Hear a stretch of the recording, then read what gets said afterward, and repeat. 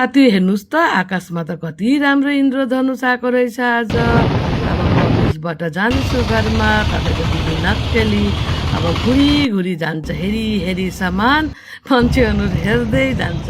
माछा र अनारस मैले किनेपछि अब घरतिर जाँदैछु। गएपछि त अब त के नि पिठ पूजा त गर्नै पर्यो। अब अफिसबाट घर आउँदाखेरि त एकदम भोक लाग्छ नि। फ्राइड राइस खाएपछि अब छोरीको फेभरेट चिली पनिर पनि बनाएँ। यसमा मैले मसरुम, क्याप्सिकम, प्याज, टमाटर सब दिन्छु। एकदम बनाउन पनि सजिलो, हस्बेन्डलाई पनि पसन्द राम्रो लाग्छ, उनको पनि फेभरेट हो। यो के बनाउनको लागि एकदमै सजिलो, रिफाइनमा दिनुभयो 5 मिनटमा हुने। जब हजुरको हातमा टाइम छैन नि, अब 5 मिनटमा कोही पनि तरकारी चाहिन्छ त यो बनाउनु होला।